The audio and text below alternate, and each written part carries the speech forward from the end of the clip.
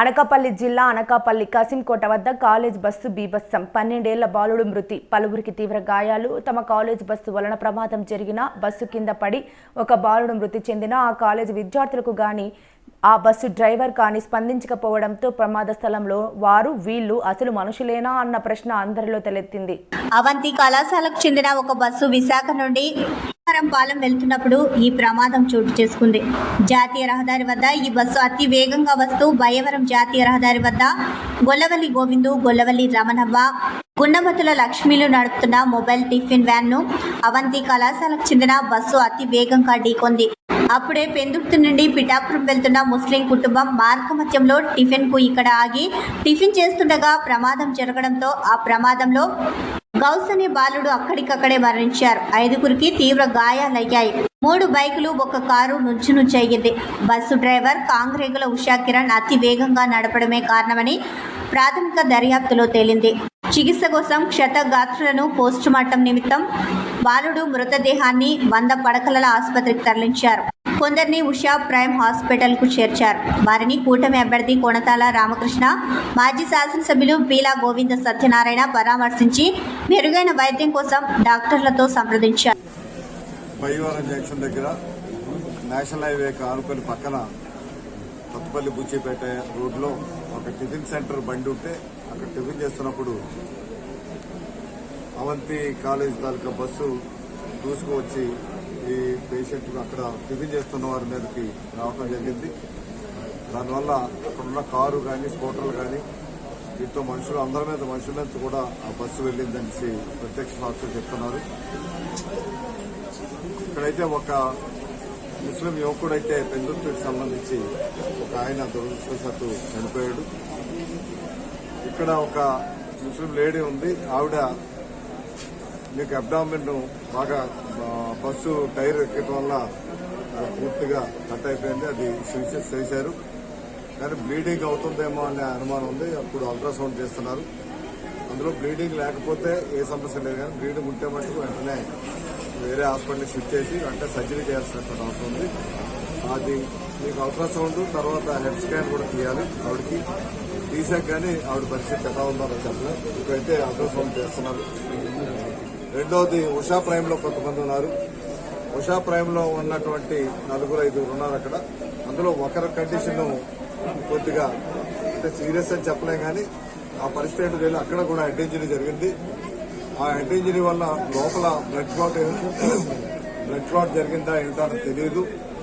అది కూడా ఎంఆర్ఐ చేయాలనుకుంటున్నారు. ఎంఆర్ఐ స్కాన్ తీసాక అది సర్జరీ అవసరమైతే ఇమ్మీడియట్ గా మీకు పై హాస్పిటల్కి రెఫర్ చేసి విశాఖపట్నం రెఫర్ చేసి వారు సర్జరీ చేసే ఏర్పాటు చేయడానికి నేను గోవింద్ సత్యనారాయణ గారు, మా సీఎం రిత్విక్ గారు అందరూ కూడా వెళ్లి చూడడం జరిగింది. అవసరమైతే వాళ్ళని సూపర్ స్పెషాలిటీ హాస్పిటల్కి షిఫ్ట్ చేసి అక్కడ సర్జరీ చేయించాల్సిన అవసరం ఇమీడియట్ గా సర్జరీ చేయడం జరుగుతుంది. ఈ రెండు అయితే కొద్దిగా మనం వెయిట్ చేయాలి. అది పొజిషన్ ఎంత ఉందన్నది. ఏమైనా చనిపోయినటువంటి వ్యక్తికి ఎక్స్గ్రేషియా ఏదైతే ఉందో ప్రభుత్వ పరంగా కానీ మీకు ఆ సంస్థ ఏదైతే యాక్సిడెంట్ కారణమైనటువంటి ఉందో యజమాని కానీ యజమాని మరి గవర్నమెంట్ కూడా వెంటనే ఎక్స్గ్రేషియా ప్రకటించి ఆ కుటుంబాలని ఆదుకోవాల్సిన విధంగా వారు ఇమీడియట్ గా అనౌన్స్ చేస్తారు. డిస్ట్రిక్ట్ కలెక్టర్ గారిని కోరుతున్నాం. ఎందుకంటే ఇప్పుడు మనం నోటిఫికేషన్ ఉన్నాం కాబట్టి డిస్ట్రిక్ట్ కలెక్టర్ నిర్ణయం తీసుకొని చేయాల్సినటువంటి అవసరం ఉంది. ఇప్పుడే డిస్ట్రిక్ట్ కలెక్టర్తో మాట్లాడుతాం. ఎక్స్గ్రేషియా ప్రకటించే ఏర్పాట్లు చేయమని, అదేవిధంగా అవంతి కాలేజీ వాళ్లకు మేనేజ్మెంట్ కూడా మాట్లాడి వారికి ఇవ్వాల్సినటువంటిది ఇప్పించే ఏర్పాటు కూడా చేయడం జరుగుతుంది. నిర్లక్ష్యమా లేకపోతే బండి బ్రేకులు ఫెయిల్ అయ్యాయి అంటున్నారు. ఎంతవరకు అనేది ఎంఈ ఇన్స్పెక్టర్ ఇదైతే దొరకడం ఇంతవరకు మన ఏరియాలో ఎప్పుడు అక్కడ యాక్సిడెంట్ జరగలేదు. అక్కడ కూడా ఒక ఆయన హెడ్ ఇంజరీ సీరియస్ కండిషన్, ఇక్కడ కూడా ఒక ఆవిడకి సీరియస్ కండిషన్. స్కాన్ తీస్తున్నారు. ఈ స్కాన్ తదనంతరం వైద్య శిక్ష చేయలేక వచ్చామని డాక్టర్ చెప్తున్నారు. దురదృష్టం ఈరోజు మా అనకాపల్లి నియోజకవర్గంలో కసికోట బండిలో ఒక దుర్ఘటన, చాలా ఘోరాతి యాక్సిడెంట్. ఇప్పుడు ఆ ప్రాంతంలో ఎవరు వెహికల్స్ మీద హైవే వెళ్తున్నప్పుడు టిఫిన్ చేయడం అనేది చాలా కాలం బట్టి ఆ టిఫిన్ సెంటర్ దగ్గర ఆగడం, అందరూ టిఫిన్ చేయడం ఆనందించవచ్చు. దాంట్లో భాగంగా ఈ హైవేలో వెళ్ళి కార్ ముస్లిం ఫ్యామిలీ నా స్వస్థరం నా నైబర్ హౌస్ వాళ్ళు కూడా అక్కడ ఆగి టిఫిన్ పిల్లకాయలు పరిశ్రమ కలిసి వెళ్తున్నారండి.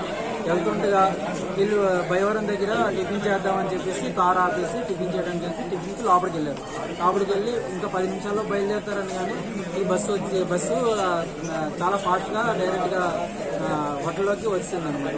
వచ్చేసిన వెంటనే బాబు కింద ఉండిపోయాడు బస్సు టైర్ కింద. కనీసం బస్సులో ఉన్న వాళ్ళు స్టూడెంట్స్ దిగి కనీసం హెల్ప్ అయినా చేయాలి, బస్సులో ఉండిపోయాడు కింద ఉండిపోయాడు అని చెప్పేసి ఎంత ఇదిగా చెప్పినా కూడా ఎవరూ హెల్ప్ చేయలేదు. కింద పడిపోయిన వాళ్ళ మీద నుండి వెళ్ళి పక్కన నుంచి చూస్తున్నారే కానీ కనీసం వచ్చి హెల్ప్ చేయలేదండి. పిల్లలు అన్న తర్వాత పెద్దవాళ్ళే కదా, చిన్నపిల్లలు అయితే కాదు కదా. మరి చిన్నపిల్లలు స్కూల్ బస్ అనేసి అనుకుంటే ఏదో కాలేజ్ బస్ అండి. కాలేజ్ బస్ అన్న తర్వాత అందులో పెద్ద పిల్లలు ఉంటారు. అవంతిగా కాలేజ్ అండి. కాలేజ్ పిల్లలు మరి పెద్ద పిల్లలే ఉంటారు. కనీసం దిగి హెల్ప్ చేయాలండి.